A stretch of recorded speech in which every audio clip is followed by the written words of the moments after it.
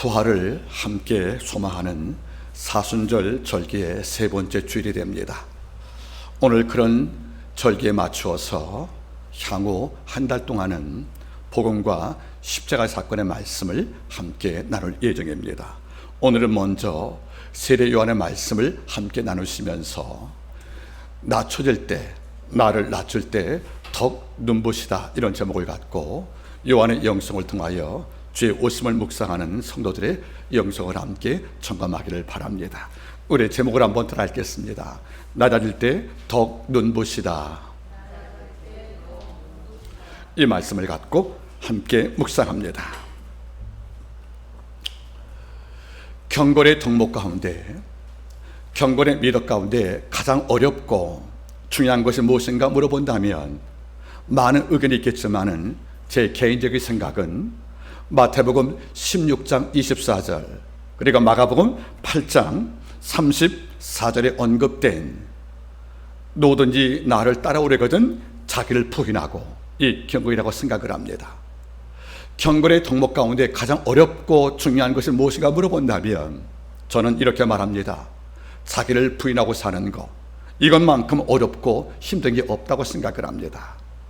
여러분, 나를 부인한다, 이 말을 우리가 성경 원문 해석을 하면 부인하다의 헬라어가 바로 아파르네사스토입니다. 아파르네사스토, 앞에 부정어 아가 붙어 있습니다.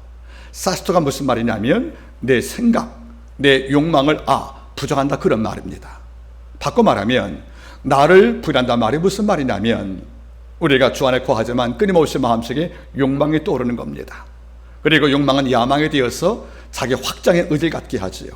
높아지고 싶은 마음들, 그리고 권력을 행사해서 모든 자에게 두려운 존재가 되는 것들, 이런 야망이 우리 마음속에 꿈틀거리고 사는데 이런 것들이 나를 설득한다는 말이에요. 너보다 나은 자가 없는데 왜 겸손하냐? 한번 네 능력을 과시 한번 해봐. 네 존재가 얼마나 큰지를 남에게 한번 증명을 해봐. 이런 것들이 내 마음에 나를 설득을 할 때 이런 욕망과 야망과 다투는 것, 이거와 싸우는 것, 이걸 거부하는 것이 바로 나를 부인하는 것입니다. 여러분, 쉽지 않지 않습니까? 우리가 알다시피 타인과 싸우는 것은 전투예요. 나와 싸우는 것은 전쟁입니다. 여러분, 전투에 100번 이겨도 전쟁에 진 수가 있다는 겁니다. 바꿔 말하면 남과 싸우는 전투는 물론 중요하지만 진짜 전투가 계속 승리로 반복되어서 전쟁까지 이기는 것이 우리가 바라는 것이 아니겠습니까? 그런데 현대전은 달라요. 전투에 이기고도 전쟁에 질 때가 있다는 겁니다. 신앙도 마찬가지예요. 남과 싸우는 승리는 모든 걸 다 갖는데 남과 싸우는 전투는 잘 이기는데 자기와의 싸움은 정말 중요한 싸움인 전쟁에 져서 우리 삶 속에 슬픔을 맛볼 때가 없지 않습니까? 여러분, 돌아보세요. 남과 싸워 이겨도 자기와 싸워 지면 진 것입니다. 이런 까닭에 진정한 전쟁인 나와의 싸움에서 이기지 못하면 우리의 경고는 이겼다 말 수 없다는 것이 바로 하나님의 말씀의 맥락이라는 것을 잊지 말기를 바랍니다. 돌아보기 바라겠습니까? 나를 부인한다. 한번 들어보죠, 여러분들. 내가 어떤 능력을 갖추었어요. 실력을 갖추었어요. 내 지위가 있어요. 이런 결과는 모든 자가 나를 흠모합니다. 그리고 여러분을 존경을 합니다. 또 내게 주어진 특권도 있고 힘도 있다는 거예요. 이걸 누려왔습니다. 이런 어느 순간에 더 나은 자가 등장을 한 거예요. 그래서 내가 받은 특권과 존경과 그리고 갈채와 박수가 나에게서 옮겨져 그에게로 갑니다. 이제 그가 존경을 받는 거예요. 그가 박수를 받습니다.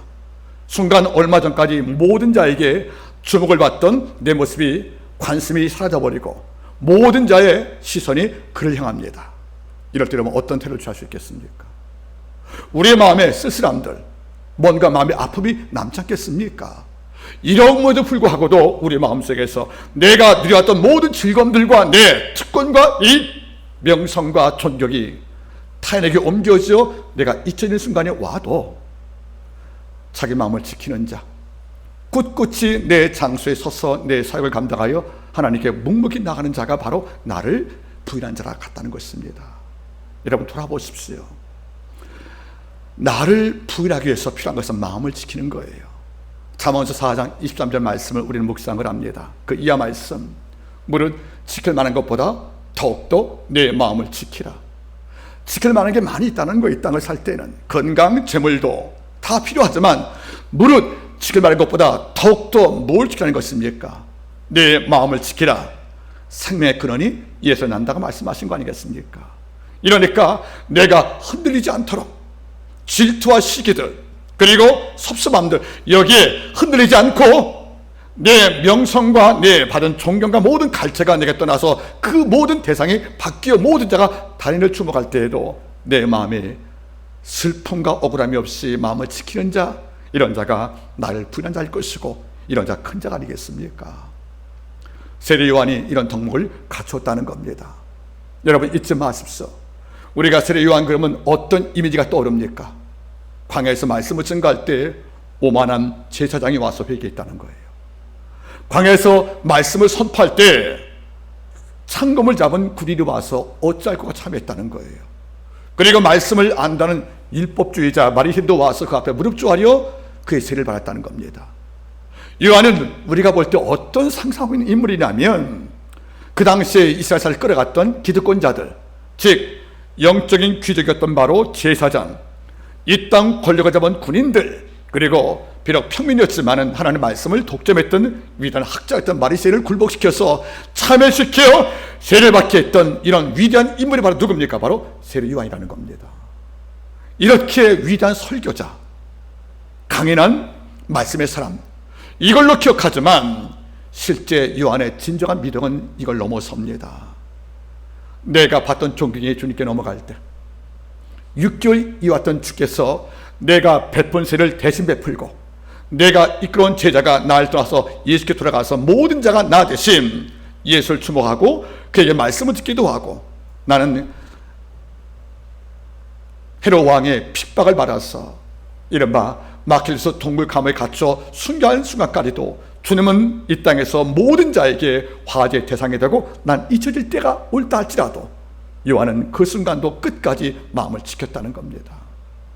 요한의 위대함은 설교에 있지 않았습니다. 그의 능력에서 발견되는 것이 아니라는 겁니다.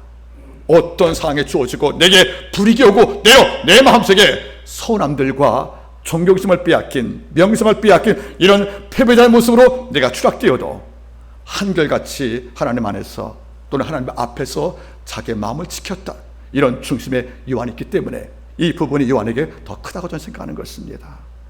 여러분 히스기야 왕을 생각을 해보세요. 그가 죽음을 선고받고 나서 이사야 39장을 바라보면 제일 먼저 한 것이 무엇이었습니까? 죽을 병을 들었으면 우리가 누굴 찾는 것이 마땅한 거예요. 바로 의사입니다. 명의를 찾는 것이 내가 사는 길이에요. 이런데 성경은 히스기야 왕이 죽음을 선고받은 이후에 제일 먼저 선택한 태도가 어떤 것이었냐면 벽을 바라봤다는 겁니다. 사람이 아니었다는 거죠. 의사가 아니었다는 거죠. 그리고 하나님께 눈물로 기도했답니다. 하나님이여, 내가 당신께 보인 병나기 전, 이 죽음의 선고받기 전에 보인 내 진실과 내 마음의 중심을 아시지 않습니까? 하고 눈물로 호소할 때 하나님은 이렇게 응답을 주었답니다. 내가 내 기도를 들었고 내 눈물을 보았노라. 이런 까닭에 네 생명은 15년 연장이 될 것이고 더 나아가 네 성읍을 위협했던 모든 군사가 네 곁에 올 수 없다고 약속을 주었다는 거예요. 이것도 믿지 못할까 봐 아세 이동 헤스겔을 10도 뒤로 후퇴시켜서 우주의 지서까지 중지하시면서 그 약속을 아버지가 그에게 보여주었다는 겁니다. 여기를 보면 히스기야 왕은 이긴 자입니다. 이런데 그 다음 39장을 넘어서 40장을 가면 다른 모습이 등장하는 거예요. 병 나은 걸 알던 적국이었던 바벨론 그 특사가 와서 왕에게 위문을 하러 왔지만 실제는 히스기야 왕의 육체 병남을 직접 확인하려고 온 것이고 더 나아가서 그 이스라엘 땅의 국방을 파악하려고 했던 첩자란 말입니다. 이걸 모르고 병이 나았다는 마음에 도취가 되어서 이 마음이 흔들리어서 필요 없는 일, 나라의 보물 창고와 무기를 다 잃어서 자랑을 했다는 거예요. 여러분들, 한 국가에 감춰질 가장 위대한 극비 비밀이 뭡니까? 무기입니다. 그리고 한 국가의 경제적인 보물고를 감춰두어야 이 나라가 얼마나 강한지 상대방이 몰라야 도발을 못하는 건데 이걸 다 공개해버렸다는 겁니다. 첩자로 왔던 바벨론 특사에게 국가의 1급 비밀을 바로 공개했다는 거죠. 무기고와 보물창고를. 순간 하나님께서 마음이 상하셨습니다. 그러면 39장에서 눈물로 기도하여 내 생명을 치유했던 그 왕과 그 다음 장에서 무기를 자랑하면서 자기 권력을 자랑했던 히스기야 모습이 너무 다르지 않습니까? 39장의 그 마음을 40장에서 히스기야가 지키지 못했다는 겁니다. 이게 어렵다는 거예요. 이러니까 나를 부인하는 거, 내가 병 나았지만 아버지의 은혜다, 그리고 날 지키는 것은 무기고에 있는 창금이 아니고 보물창고에 있는 금욕이 아니라 여호와가 내 병을 낫게 한 그분께서 내 땅을 지키는 마음을 짓고 이 마음을 굳게 지켜서 더욱더 겸비했다면 그의 말년이 더 복되지 않겠습니까? 우리 이 부분이 안 되는 거예요. 약간의 복을 받으면 마음이 긴장되어지고 마음이 오만해지고 높아지어서 나를 과시하고 자는 것이 아니겠습니까? 이런 위기를 요한은 이겼다는 겁니다. 이른바 세례 요한은 이 부분에 넘어지지 않고 마음을 지켰기에 마태복음 11장 11절 말씀에서 주님이 증거합니다. 여자가 낳은 자 가운데 요한보다 큰 자가 없다는 거예요. 그리고 11장 14절 말씀에서 하는 말이 뭡니까? 구약에서 증거한 말라기 예언자가 증거한 메시아 오기 전에 왔던 엘리야가 바로 이 요한이라고 증거함을 통해서 그의 위상을 증명해 주었다는 겁니다. 전 참 놀래요. 이 땅을 살아가면서 여자가 낳지 않은 자가 누가 있겠습니까? 다 우리 어머니가 낳았거든요. 그런데 여자가 낳은 자니까 전부를 말하는 거예요. 이런 자가 다 모여도 요한보다 큰 자가 없다는 거예요. 세상에서 이런 극찬 없지 않겠습니까? 더군다나 요한은 그냥 예언자가 아니에요. 아비의 마음을 자식과 함께 이끌고 민족을 통일시킬 엘리야의 힘력으로 왔던 두 번째 엘리야라는 말을 듣게 된 겁니다. 그러면 이스라엘 백성의 모세 다음으로 존경했던 엘리야의 호칭을 요한이 주님을 통해서 듣게 된 겁니다. 그리고 이 땅의 모든 인물 가운데서 이런 큰 자가 없다는 말을 듣게 된 것이 아니겠습니까? 이 정도의 칭찬을 받을 만큼 요한이 컸는데 이러면 오만할 말도 할 거 아니겠습니까? 세상에 평론가가 한 말이 아니에요. 우리 주님께서 하신 말씀이에요. 요한보다 큰 자가 없다고요. 너는 엘리야의 마음을 갖고 이 땅을 주께 돌이킬 위대한 모세가 하는 예언자라는 말을, 이런 말 들었으면 우리 정신 못 차립니다. 우리는 춤을 추며 말로는 찬양하지만 내 마음속에 내가 너무 좋고 내가 너무 아름다워 보여서 우리는 잠시 마음을 잃지 않겠습니까? 이런데 칭찬과 높임당할 때에도 요한은 마음의 길을 잃지 않은 겁니다. 요한은 끝까지 마음을 지킵니다. 오늘 이 부분을 함께 보기를 원합니다. 여러분들, 세례 요한 그러면 제일 먼저 떠오른 이미지가 강골 이미지예요. 광야에서 말씀을 증거하는 소리, 그리고 앞에 나와서 말씀을 듣는 우리에게 언어 가리지 않고 이 독사의 자식들아, 도끼가 나무에 누워있으니까 지금 빨리 회개하라는 말을 증거할 만큼 강직하고 아주 올곧은 설교자입니다. 그래서 많은 부분들은 광야에서 외치는 요한의 설교 말씀을 듣고 회개 짓고, 지금 후대 모든 목회자들도 요한처럼 강인한 말씀을 증거하기에 우리가 꿈을 꾸지만 간과하는 게 있습니다. 그런 영성을 가능케 했던 요셉의 요한의 내적인 영성의 아름다움과 깊이라는 겁니다. 어떤 높임을 주어도, 어떤 칭찬을 받게 해도 흔들리지 않는, 그리고 어떤 자리에 올려놓아도 결코 마음속에 오만과 손잡지 않는 그 영성, 그게 어쩌면 설교를 능가하는 요한의 참단 본질일 것이고 이보다 아름다운 게 없다고 저는 생각을 합니다. 오늘 이 부분을 통해서 말씀의 제목, 낮아지니 덕 눈부셔라, 낮아질 때 덕 눈부셨다, 이런 제목을 갖고 요한 영성을 함께 보시기를 바랍니다. 자, 요한은 네 가지의 영성을 보여주었습니다. 그 첫째 영성 무엇인가? 함께 말씀을 통하여 함께 묵상하기를 원합니다. 먼저 말씀 보시기 바라겠습니까? 요한복음 1장을 좀 바라보십시오. 6절, 하나님께로서 보내신 바른 자가 났으니 이름은 요한, 즉 세례 요한이라. 저가 증거하러 왔으니 곧 빛에 대하여 증거하고 모든 사람으로 자기를 위하여 믿게 함이라. 그는 이 빛이 아니요 이 빛에 대하여 증거하러 온 자라. 참 빛고 세상에 와서 가서 비치는 빛이 바로 예수였죠. 여러분들, 자, 그러면 잘 보겠습니까? 오늘 성경은 뭐죠? 저가 빛인 예수를 증거로 왔다는 거 아니겠습니까? 그럼 뭡니까, 여러분들? 첫 번째 따라하세요. 요한의 선택은 제사장이 아니고 예언자였다. 이게 큰 겁니다. 여러분, 이게 왜 중요한지 아십니까? 요한의 혈통을 바라보세요. 그 아버지가 아비야 반절의 사가랴 제사장이었습니다. 자기 아버지 부친이 사가랴, 다시 말하면 현직 제사장입니다. 그의 어머니 엘리사벳은 아론의 후였던 바로 제사장 가문이었습니다. 이러면 요한의 아버지와 어머니가 모두 제사장 계열이었습니다.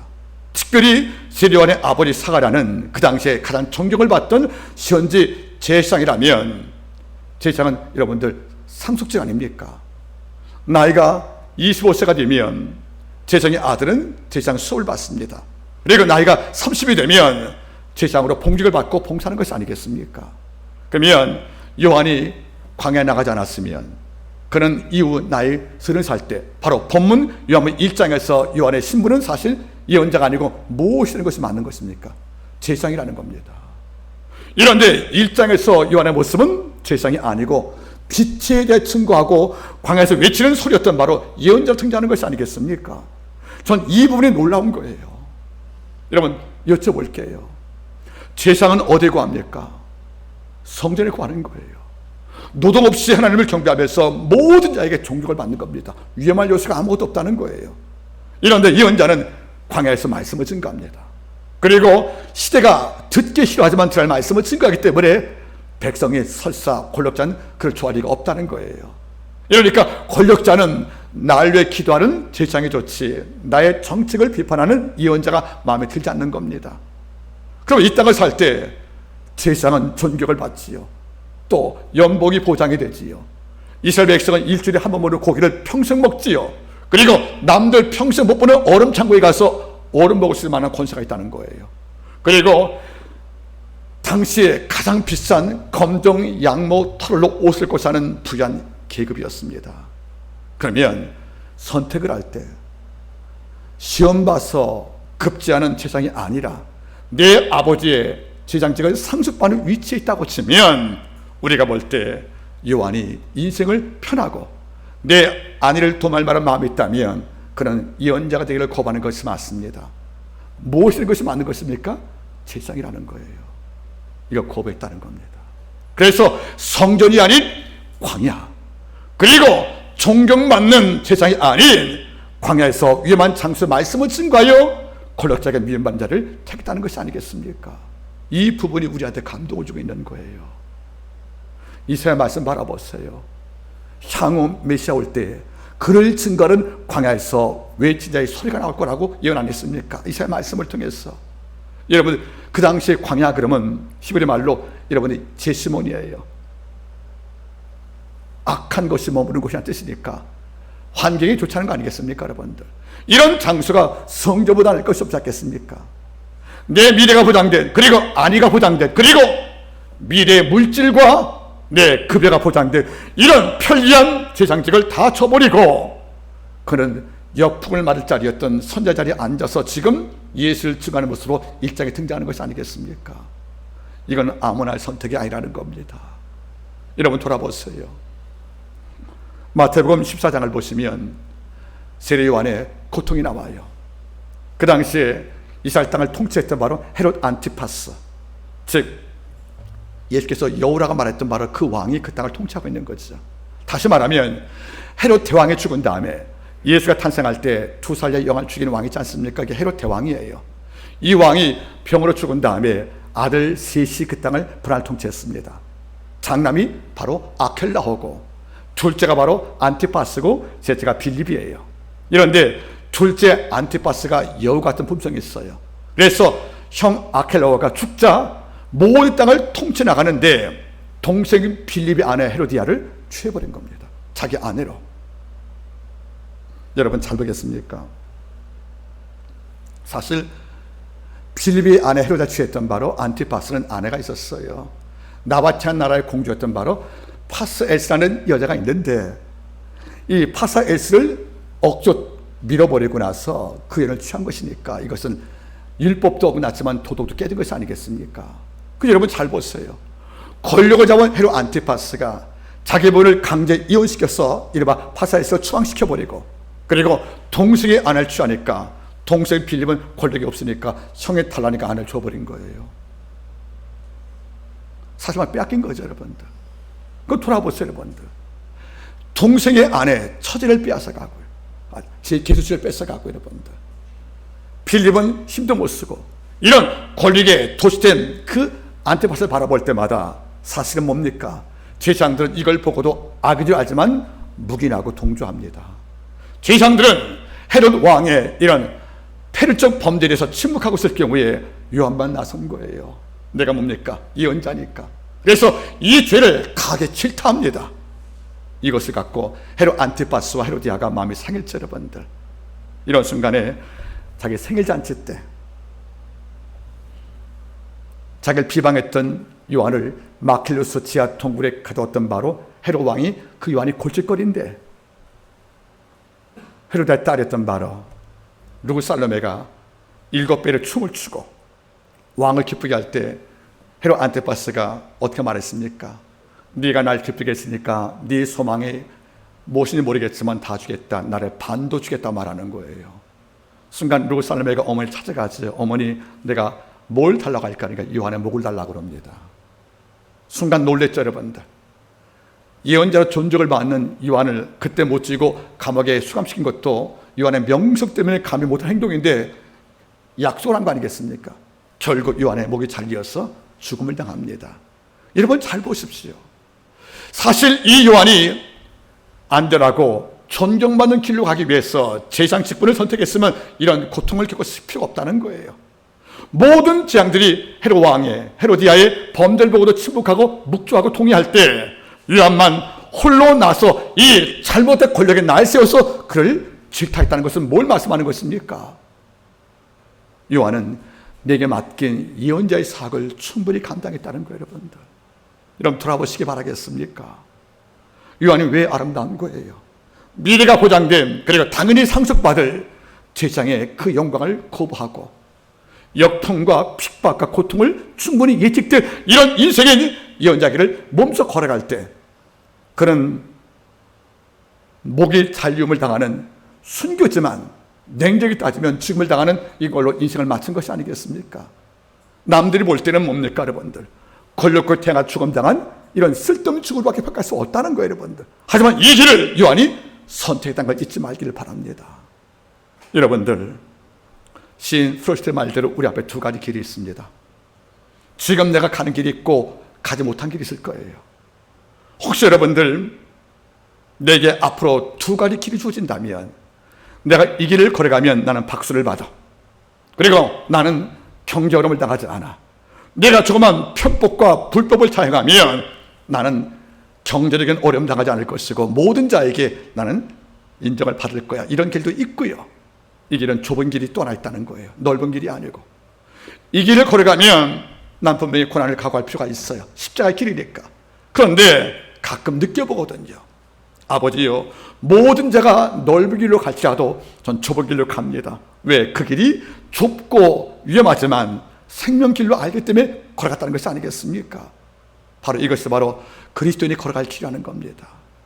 믿는 성도가 갈채받고 박수받고 명성을 누리고 사는 이런 화려한 조명 아래 스포트라이트를 받는 이런 자리만 탐한다면 이 시대에 기생하여 악을 도모하고 이 시대의 교회를 파괴하고 그리고 이 시대의 양심과 도덕을 파괴하는 이런 악과 싸울 자가 교회에 아무도 없다는 겁니다. 기독교인은 악을 싫어하고 이 땅에 창궐되는 악과 맞서 신수해가면서 미움받더라도 이 길을 걷기 위해서 예언자의 삶을 택하는 것이 바로 성도의 본분이 아니겠습니까? 이 시대는 착한 성도는 많아요. 그런데 강한 성도가 드물어요. 악의 창고라가 불의가 이 땅을 지배해도 입을 열지 못하고 헤롯 왕 앞에서 그의 잘못을 무섭게 질타했던 이런 언어가 우리에게 없다는 것이 아니겠습니까? 어느 순간 교회가 하나님의 입이 아니고 침묵하는 덩어리로 전락할 수밖에 없다는 것을 우리는 목격하고 있다는 겁니다. 여러분, 교회는 발언해야 됩니다. 세상의 잘못된 권력 악에 대해서 우리가 발언하고 이것이 옳지 않다는 게 서운하고 간구하는 것이 바로 성도의 역할인데 요한이 이 길을 걸어갔다는 겁니다. 오늘날 목회자는 신학교를 마치고 난 다음에 하나님께 질문을 받을 것입니다. 복만 비는 제사장에 목회할 것이냐, 아니면 시대와 민족의 악과 성도의 잘못을 말씀으로 함께 권면하고 그 삶을 바르게 교정하시는 이런 선지자의 역할을 할 것인가 물어본다는 겁니다. 물론 둘 다 필요합니다. 그러나 지금 많은 목회자들은 성도가 싫어할 설교 안 하잖아요. 회개 죄 설교 안 하잖아요. 지역 설교 안 하잖아요. 여러분들, 우리가 다 배운 문화민족인데, 우리가 도시로서 우리가 교양이 있는데 무슨 지역을 설교 안 하고 무슨 회개 설교 안 하고 복이나 배워달라고 우리가 설교하는 것을 기대하지 않습니까?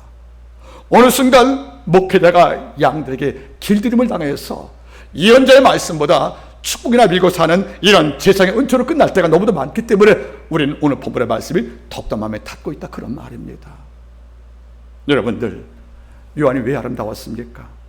그것은 미래가 보장된 제2상지의 사역보다 미래가 불투명하고 어려운 길을 알지만 이 길이 주가 기뻐하신 좁은 길이기 때문에 기꺼이 선택했던 바로 선지자의 삶을 살아왔던 이 모습에서 우리가 먼저 감동을 받는 겁니다. 이 모습을 마음속에 기억하기를 부탁을 드리겠습니다. 두 번째, 세례 요한이 왜 아름답습니까? 두 번째는 그의 삶의 방식이 우리한테 큰 감동을 줍니다. 복음서 마가복음 우리가 1장 6절 말씀 바라보시면 마가는 광야에서 말씀을 증거하는 요한의 프로필을 이렇게 설명합니다.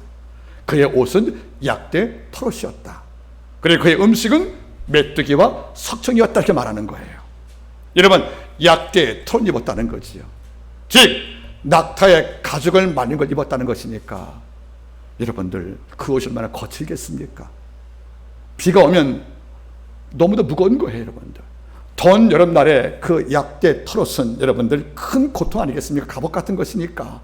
그런데 약대 털을 입어서 엘리야와 같은 삶을 선택한 요한도 아름답지만 그가 먹은 음식이 중요합니다. 뭘 먹었습니까?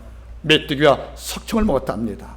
이런데 석청은 야생 꿀이니까 가능해요. 이런데 메뚜기란 말을 잘못 이해하고 있습니다.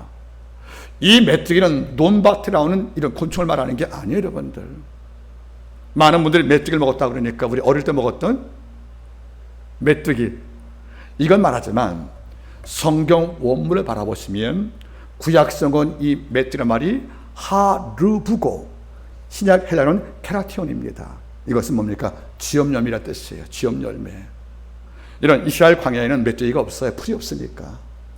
이게 무슨 말이냐면 이스라엘 땅에 메뚜기 쥐염열매가 있는데 이거 바로 그들 말로 하르브라고 그래요. 여러분들, 이것은 칼처럼 휘어진, 오이같이 휘어진, 가장 휘어진 이런 가지같이 열매인데 이걸 뜯으면 딱딱한 여러분들 콩이 나와요. 이 콩을 말려서 여러분들 놔두면 오래 먹을 수가 있다는 거죠. 아몬드같이. 이걸 말씀하는 거예요. 그럼 여러분 잘 보세요. 요한이 뭘 먹었습니까? 양의 고기입니까? 포도주 진미입니까? 여러분들, 이 광야에서 로마의 수탈 때문에 세금을 빼앗기고 헤롯 왕의 세금 정책 때문에 많은 걸 빼앗기고 건축에 동원되어서 노력을 못하고 사는 이런 가난한 백성을 많이 봤다는 겁니다. 이러니까 예언자니까 모든 자에게 음식을 대접받는 충분한 위치에 있지만 이것을 거절하고 스스로 뭘 택했냐면 짐승들이 좋아하는 야생 석청과 그리고 마른 콩이 들어가 있는 이런 메뚜기, 쥐염제를 먹으면서 그는 목회사를 감당했다는 것이 아니겠습니까? 여러분, 참 저 이분이 놀랍습니다. 우리는 존경받는 위치에 서면 남들께 대접받잖아요. 식사만 대접받더라도 여러분 쌀음식 먹지 않지 않습니까? 제가 가장 힘든 부분이 젊을 때 집회를 가면 그 교회에서 여쭤봐요. 음식 뭐 좋아하시느냐고. 그게 뭔지 아십니까? 여러분들, 집회를 마치고 나면 식사를 대접할 때 모시고 가겠다는 거예요. 그런데 죄송한 표현일지 모르겠지만 저 회 참 좋아하거든요. 근데 회 좋아한다는 말은 못 해봤어요. 그 순간 이거 살 수밖에 없다는 의무를 주어진 것이니까. 그건 저는 말해요. 김치찌개면 족하다고. 여러분들, 그게 제 최소한의 예의입니다. 여러분들, 여러분, 요한도 그 당시에 광야에서 그의 말씀을 듣고 굴복된 퇴상들, 바리새인들, 군인들, 그들 모두가 가난한 자들이 아닙니다. 여러분들, 내가 요한 통하여 참여했어. 그러면 은혜 입은 거잖아요. 그럼 이들이 마음만 열고 있는 상태이기 때문에 그가 조금만 정보를 주면 그들이 요한 전 음식을 다 준비 안 하겠습니까? 양의 고기가 광야로 운반될 것이고, 요한이 있는 거처에 침대가 놓일 것이고, 요한이 입는 옷도 약대 털 벗겼으고, 왜 이거 입냐 하고 여러분들 그들 옷을 좋은 곳을 준비 않겠습니까?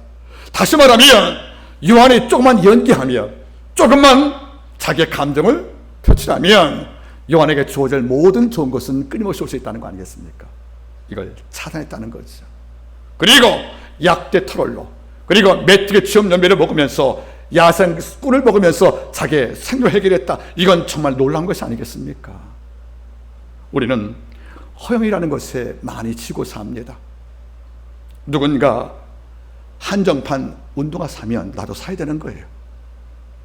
누군가 명품 가방을 들으면, 근래 영화 구찌라는 영화가 등장 안 했습니까? 구찌 영화를 보시면 어떤 말 나옵니까? 구찌의 명성이 이틀에서 세계적으로 명성 나오니까 그들은 이렇게 맹세한대요. 성부와 성자와 구찌 이름으로 맹세하라고. 그만큼 그 위력이 센 거 아니겠습니까? 이 권력을 잡으려고 서로 목숨을 노렸고 결국 살인사건이 났다는 것을 우리가 실제 역사에서 안 봤습니까? 누가 구찌 가방을 메고 왔어요. 그러면 나는 구찌를 못 매도 팔찌는 매야지. 우리 복각 짝퉁을 사지 않겠습니까? 그 허영 때문에. 여러분 잘 보세요. 나와 동일한 지위에 있는 자가 나보다 좋은 물건을 사고 좋은 옷을 입고 좋은 음식을 먹으면 우리 불화하잖아요, 여러분들. 이래서 열등감에 의존하려고 우리는 빌려서 구찌를 산단 말이에요, 여러분들. 그래서 장폴 사르트의 말이 옳은 말인 거예요. 따라하세요. 타인의 시선이 나를 타락시킨다. 내가 어떻게 보일까? 제가 구찌를 매는데 내가 구찌를 못 매고 있습니다. 타인을 어떻게 볼까? 이러니까 내가 마음이 조급한 거예요. 그래서 명품을 사는 겁니다. 빚을 내서 카드를 끌어가지고 여러분들. 그래서 타인의 시선 때문에 내가 그에 부합하려고 움직이다 보니까 내가 타는 것이 아니겠습니까? 이런데 요한은 허영과 사치와 그런 자기 과실을 포기했다는 겁니다. 내가 주의 말씀을 증거하는 예언자인데 약대 토하시면 어떻게 했냐는 거예요. 내가 하나님의 의총이 사는 자인데 엘리야도 까마귀 주는 밥 먹고 사는데 내가 메뚜기 속셈은 어떻게 했냐고 내 수를 설득을 했고 이것이 옳다 인정을 했기 때문에 얼음 창고에서 고기를 먹었던 세상의 큰 식탁과 아름다운 그 저녁 만찬을 기대하지 않은 겁니다. 이게 내 마음에 동의되어야 그게 참 목회자 아니겠습니까? 이분은 저도 많이 회개합니다. 나이가 들어가니까 좋은 거 먹고 싶을 때가 있더라고요, 여러분들. 조금 무리해서라도 맛있는 거 먹고 싶을 때가 없지 않는 거예요. 물론 먹기도 합니다. 근데 순간 이런 마음도 가져봅니다. 제가 받는 급여가, 사례비가 성도가 어떻게 해서 번 돈들인데 내 통장에 입금되는 한 달 사례비라는 것이 어떤 과정을 통해서 하나님께 드려졌고 내게 오는 것이 돌아보고 나면 3번 하던 것을 2번, 1번으로 줄 수밖에 없는 것이 제 조그마한 양심이에요, 여러분들. 요한은 뭡니까? 약대에 털어주면 어때? 메뚜기 쥐염 열매면 어때? 석치면 어때? 하나님께 고백한 거예요, 여러분들. 여러분 잊지 마십시오. 그 누구의 시선이 여러분을 흔들지 말게 하십시오, 여러분들. 내 스스로가 옳고 바르고 그리고 스스로가 정체가 분명하다면 누구의 판단과 모든 그의 평가는 내게 중요한 것이 아닙니다. 제가 명품을 둘러서 명품이 되는 게 아니에요. 여러분의 명품되면 뭘 둘러도 명품 되는 것입니다. 요한은 이 길을 걸어갔다는 겁니다. 그는 한 번도 제자의 의복을 탐는 적이 없었고 그는 엄청난 기름진 고기를 놓고 만족하는 이런 화려한 바베트 만찬도 느낀 적이 없다는 것이 아닙니까? 우리 어떻습니까? 지금도 남이 갖고 있는 거 내가 없으면 불안합니까? 내가 작아 보입니까? 남들이 여러분들 갈채와 박수 받고 온갖 귀한 것들로 누리고 살면 이걸 함께 누리지 못하는 내가 불쌍해 보이고 초라해 보여서 여러분들 열등감 빠져서 하나님을 원망할 때가 있습니까? 이걸 넘어서기를 바랍니다. 우리의 만족은 토마스 아퀴나스 말대로 그리스도 안에 있습니다. 그리스도 안에 만족을 느끼지 못하면 그리스도 밖에 모든 것 가운데 만족을 주는 것이 없다는 것이 바로 전도서에 나오는 고백이 아니겠습니까? 세 번째로 세례 요한은 우리에게 무엇의 영성을 알려주었습니까? 따라하세요. 요한의 영성은 나는 아니다의 영성이다. 자, 말씀 보시기 바라겠습니까? 요한복음 1장을 좀 바라보세요. 19절, 유대인들이 예루살렘에서 제사장들과 레인들을 누구한테 보냈습니까? 요한에게 보내어 질문합니다. 내가 누구냐 물을 때 요한이 증거는 이러했다. 요한이 들내어 말하기를 나는 그리스도가 아니라 하고 한 번 말합니다. 그런데 21절 보세요. 또 묻되 그러면 무엇? 내게 엘리야냐? 가로되 또 나는 아니다 라고 말합니다. 세 번째 또 묻되 내가 그 선지자냐? 대답하되 아니다 라고 말합니다. 또 말하되 누구냐? 물을 대하여 말하라. 쭉 말하니까 뭐죠? 나는 광야에서 외쳐 소리라 말씀하는 거예요. 25절 보세요. 또 물어 가로되 내가 만일 그리스도가 아니면 넌 누구냐? 이 말하니까 나는 그분의 신들매도 풀지 못하고 감당하는 것을 21절만 7절만 고백했다는 거예요. 여러분 잘 보세요. 요한의 설교가 얼마나 강력했냐면, 그래 요한의 영적 가마력이 얼마나 컸냐면 예루살렘에서 제사장과 레위인이 그를 찾아온 거예요. 와서 그를 아련합니다. 그걸 물어보죠. 내가 누구냐? 너 혹시 우리가 갈망했던 메시아 아니냐? 물어봤다는 거예요. 여러분 잘 보세요. 주님도 요한한테 한 말이 뭐죠? 여자 나한테 제일 큰 자라고 그랬어요. 그래 여러분들 엘리야의 힘이 어떤 탁월한 여자 말을 주님께 들었지 않습니까? 그만큼 요한의 위상이 컸다는 거죠. 주님이 증명했으니까. 이런데 주님만이 아닌 거예요. 예루살렘에 기득권자들이 와서 뭐라고 그런 것이냐면, 훈련받은 제사장들과 레인들이 와서 성전 봉사하는 종교 엘리트들이 와서 하는 말이 뭐죠? 요한 선생님 당신 누구십니까? 하고 정식 물어봤다는 거예요. 요한에게 당신이 혹시 메시아입니까? 물어볼 정도로 요한이 그 당시에 모든 자에 감동을 준 특별한 인물이었거든요. 그러면 저 같으면 그리스도가 아니다 말은 않고 그냥 침묵할 거예요. 니들 알아서 해야지. 그걸 꼭 말해야겠어? 이 정도 내 삶을 봤으면 너희가 판단하지 왜 나한테 물어봐. 그걸 꼭 내가 말해야 알겠냐고 여운둘지 몰라요. 왜? 그 존칭이 귀한 것이니까. 그런데 여기 보세요 여러분들. 이 사람들은 5번씩 물어봐요. 또 묻대 확인해 보세요 여러분들. 몇 번 물어봅니까? 19절 내가 누구냐 물은데 한 번. 그러니까 20절 말씀에서 아니다라고 말하셨습니다. 21절 또 묻대 또 물었습니다. 그리고 21절 중간 보세요. 또 묻대. 22절 또 말하되. 26절 또 물어하로되. 여러분 요한이 현찮으면 한 번 물어봐서 아니다 그러면 끝날 문제예요. 이를 몇 번 물어보니까 5번을 물어봐요. 또 묻대. 이 말은 무슨 말인지 아십니까? 듣고 싶었다는 거예요. 네 입에서 메시아 말이 나올 때. 이만큼 온 백성의 기도를 한 번 받은 요한인데, 훈련받은 종교 기득권자 엘리트가 5번씩 물어보는 거 보세요. 너 누구냐고 여러분들. 이 말의 마음속에는 어떤 게 암시가 있는 것이냐면, 너 혹시 메시아라 이야기 좀 해봐. 네가 맺으면 좋겠다. 넌 어울릴 사람이야. 이럴 수 있다는 거 아니겠습니까? 이런데 그때마다 나는 아니다라고 말하는 거예요. 전 이 부분이 안 돼요. 이게 어려운 문제예요. 나는 메시아가 아니다. 그럼 너 엘리야냐? 엘리야도 아니다. 너 누구냐? 나 광야에서 외치는 소리에 불과해. 그분이 말씀할 때 말씀을 대언하는 그분의 입에 불과해. 그리고 나는 그의 신들매도 풀지 못할 만큼 미약한 종이라고 자기를 고백하잖아요. 여러분 남들은 나를 메시아로 믿고 싶은데 나는 신발도 풀지 못할 종으로 자기를 하락시키지 않습니까? 이게 됩니까 여러분들? 여러분 우리가 본문을 읽으니까 은혜스럽지 모르겠지만 내가 그 입장 쓰면 우리는 아이란 말 못하는 겁니다. 꼭 그 말을 내가 해야 합니까? 당신이 알아서 판단하시지. 이게 우리가 하시는 답일 거란 말이에요. 여러분 잘 보세요. 요한은 그리스도 앞에 자기를 충분히 낮춥니다. 내 뒤에는 물이 큰 자다. 나는 물로 세례 베풀지만 그분은 성령을 베풀어 네 인생을 바꾸시고 영생을 주신 분이시다. 그래서 나는 아무리 너희가 박수를 받고 갈채받고 너희가 메시아로 나를 인정할 만큼 내가 높아 보일지 몰라도 나는 항상 그의 신발을 동여매는 끝만도 못한, 이걸 묶을 만한 자격도 없는 종이라고 자기를 급격히 하락할 때 하나님은 그를 주목했다는 겁니다. 여러분 어때요? 사실 이게 어려운 문제예요. 왠지 아십니까? 자기는 제사장 가문이고 주는 목수 가문이에요. 그리고 요한은 주님보다 6개월 먼저 왔던 인생 선배예요. 그 지금 요한은 이스라엘 땅에서 가장 인기 정점을 찍었던 위대한 설교자입니다.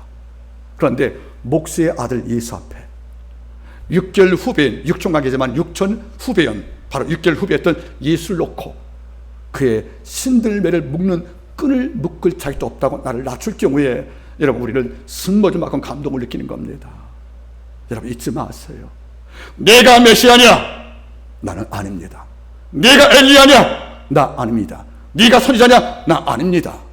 나는 그저 소리일 뿐입니다. 나는 로고스 말씀일 수가 없습니다. 그분의 말이야 울려지는 메아리 같다고 자기를 말하는 거예요. 여러분들, 오늘날 내가 메시아라고 외친 교주가 얼마나 많이 있습니까? 이단 종교들은 교주가 하나님 아버지고 자기 부인 하나님 어머니고, 죽어 무덤 묻혀도 자기는 6.16권 두 번째 예사우로고, 하나님의 교회라든가 신천지라든가 여호와 증인들, 그들 모두가 그 종교를 창시한 자에게 교제명을 바치고 죽은 다음에 하나님으로 높이지 않습니까? 자기 입으로는 설사 표면적 못해도 글을 쓴 글에는 뭡니까 여러분들? 자기가 6.16권 성령이라고 말하는 거 보세요 여러분들. 한국은 복바른 나라예요. 이렇게 메시아가 스물쯤이나 되니까 모두가 이 유혹을 넘어서지 못한 겁니다. 여러분 돌아보세요. 네가 메시아냐? 이걸 아무한테 물어보겠습니까? 그 훈련받은 제장들이. 여러분, 저한테 물어볼 수 없지 않습니까? 왜? 그게 말이 안 되니까. 이런데 훈련받은 말씀에 정통한 그들이 오랫동안 제사법을 통해서 하나님을 알아왔던 이 종들이 감히 당신 메시아 혹시 아닙니까? 물어봤다는 거예요. 그러면 모든 사회가 공적을 했던, 공인했던 예언자인 동시에 하나님의 아들로 증명을 받을 만한 큰 자 아니겠냐는 겁니까? 이럴 때 아닙니다 하고 말할 수 있겠습니까? 근데 우리는 그 말 안 합니다. 내가 메시아 말로 하기도 하고, 그리고 내가 왜 죄 신발을 묶게 합니까? 여러분들, 성도가 내 신발 묶게 만들지. 내가 왜 메뚜기 석청을 먹습니까? 바리새인, 너희가 내 말씀을 듣고 참여했지. 네가 누리기는 복 내게 좀 일부 좀 내게 좀 헌신해. 제사장들아, 너희가 내 말씀을 듣고 강에서 세례받았지. 그러면 네가 누려왔던 비싼 얼음덩어리와 양고기 네 갖고 와도 큰 문제 없잖아요. 이런데 하는 말을 보세요 여러분들. 나는 아닙니다. 얘라고 말하는 그 순간, 당신이 메시아입니까 할 때 얘라는 그 순간 내 삶의 전체가 바뀌는 것인데 이걸 왜 고백했냐면 아니니까 아니라고 말한 거예요. 우리가 어떻게 메시아가 될 수 있겠습니까 여러분들? 육을 입고 살고 원죄 악을 품고난 우리가 어떻게 성령으로 거듭난 백성인데 우리가 어떻게 메시아가 될 수 있겠습니까? 이 땅에 어떤 인물이 예수 외에 메시아일 수가 있겠습니까? 없단 말입니다. 근데 어떻게 감히 주님의 대언자를 자처하고 내가 메시아라고 자칭하고 속화하시는 종이 있다면 이런 악이 어디 있겠습니까 여러분들? 잊지 말기 바랍니다. 우리는 그리스도의 은혜로 물과 성리로 거듭난 하나님의 백성일 따름인 것입니다. 이것보다 큰 신분이 없고 큰 자랑이 없다는 거예요 여러분들. 요한은 끝까지 말합니다. 나는 아닙니다. 나는 신을 묶을, 샌들을 묶을 끈조차 갖고 다닐 수 있는 자격이 없다고 자기를 비하할 때 주님은 그를 바라볼 때 어떤 마음이 있겠습니까? 오늘날 얼마 전 돌아가신 남아공 주교였던 바로 데스몬드 투투 주교의 말 가운데 이런 글이 있잖아요. 이 시대에 종교인들이 조심해야 할 두 가지 악이 있다. 그 첫째가 무지요, 둘째가 거짓된 겸손이다. 무지는 하나님에 대해서 모르는 거예요. 그게 무슨 죄고, 또 한 가지 뭐죠? 거짓된 겸손이래요. 남들이 당신 최고라 그러면 그 앞에서 뭐라고 그래요? 아, 그런 말씀 하지 말라고 하고 돌아가면서 하는 말이 뭐죠? 그걸 이제 알았느냐고. 당신은 메시아 같은 존재라 말하면 그 앞에서 아니라고 그러고 돌아가서 하는 말이 뭔지 아십니까? 이제 내 진가를 알았느냐고. 이렇게 우리가 마음으로 되새긴다는 말이에요. 여러분, 거짓된 겸손에 걸리지 않기를 바랍니다. 요한은 이것을 극복했다 그런 말이에요 여러분들. 마지막 네 번째가 어떤 것입니까 여러분들? 그는 3장을 좀 바라보십시오. 3장 22절 이후에 예수께서 제자들과 유대 땅으로 가사 거기서 함께 유하시며 세례를 주었다. 그럼 예수가 세례를 주었단 말이에요, 여러분들. 그저 여러분들 잊지 말기를 바라고요. 또 보세요, 여러분들. 26절 한번 함께 읽어볼까요, 여러분들? 3장 26절 시작. 저희가 요한에게 와서 가로되 랍비여, 선생님과 함께 요단강 저편에 있던 자, 곧 선생님이 증거하시던 자가 세례를 주매 사람들이 다 그에게로 가도이다. 여러분, 두 가지 변화가 왔어요. 이제까지 모든 세례 누가 줬습니까? 세례 요한이 줬다는 거죠. 근데 드디어 주님이 세례를 주십니다. 이제는 나한테 세례를 받았던 모든 무리가 이제는 예수께 돌아갑니다. 그리고 나하고 함께 있던 모든 자가 지금은 누구한테 갔다는 겁니까? 예수께 갔다는 거예요. 그 요한은 뭡니까? 더 이상 세례자 요한의 위치를 잃어버린 겁니다. 그리고 내 제자가 날 떠나서 주님께 갔다는 거죠. 즉 요한에게 남는 게 아무것도 없는 거예요. 여러분, 어떤 마음이겠어요? 내가 누려왔던 것을 지금 누구 때문에? 주님 때문에 다 빼앗긴 겁니다. 예수가 세례를 주었답니다. 그 예수가 설 때 당신과 함께 제가 다 그에 갔다는 거예요, 여러분들. 그건 무슨 말입니까? 요한은 이제 껍데기 된 겁니다. 주님이 내 것을 다 가져가신 거예요. 물론 빼앗은 건 아닙니다. 그럼 어떤 마음이 있겠습니까? 허탈하고 씁쓸하고 배반감도 있습니다.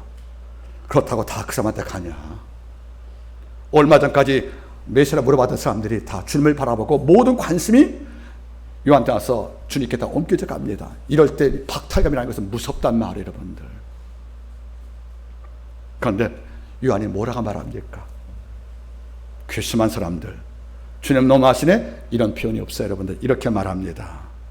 29절 신부를 청한 자는 신랑이나 서서 신랑의 음성을 듣는 친구는 크게 기뻐한다. 그는 흥하겠고 나는 쉬할 것이다. 보세요, 여러분들.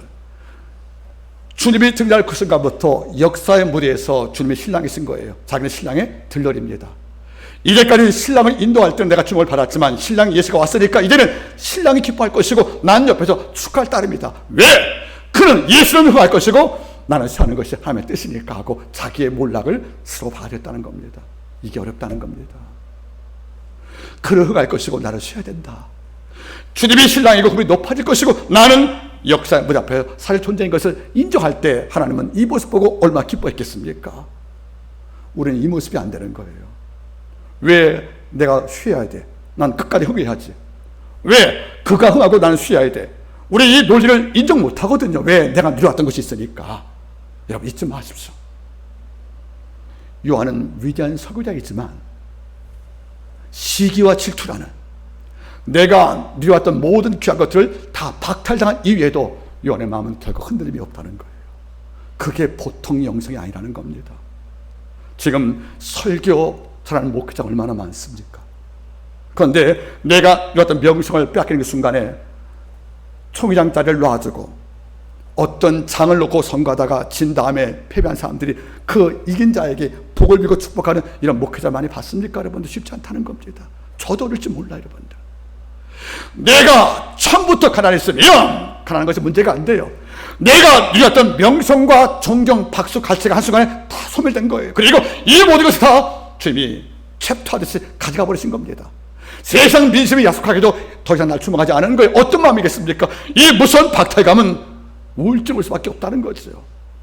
그런 두마디합니다. 신랑이 왔으니까 신랑 들러리는 이제 역할 다 한 거라고. 신랑은 기뻐하고 박수받아야 한다는 것이죠. 그리고 그분은 흥할 것이고 난 수하는 것이 맞다고 자기를 내려놓았다는 겁니다. 여러분, 제가 말하지요. 이런 영성은 쉽게 얻는 게 아니라고요. 의에 줄이고 목마른 자가 목마름을 이기려고, 주름을 이기려고 의를 구하는 것처럼 나를 낮추고 나를 소멸하고 나를 부인하고 이런 영성을 통하여 주님을 끝까지 높이는 이런 자리에 올라가기 위해서 요한이 광야에서 설교 마치 이은 다음에 얼마나 많은 기도를 했겠습니까? 그냥 주어지는 영성은 없다는 겁니다. 나를 죽여주십시오. 나를 부인해 주십시오. 내가 날인데 처해도 하나님 아버지여, 당신을 높이는 사역에 조금 더 억울하지 않게 소망한다는 기도가 끊임없이 있었다는 것이 바로 이것이 아니겠습니까? 다시 말합니다. 그대가 뭔가 간절히 갈망을 하면 어느 순간 그 갈망한 내용이 당신의 일부가 되어 있을 것이다. 그냥 올 수 없다는 거 아니겠습니까, 여러분들? 요한은 이런 기도를 광야에서 했다는 것을 저는 추측을 합니다, 여러분들.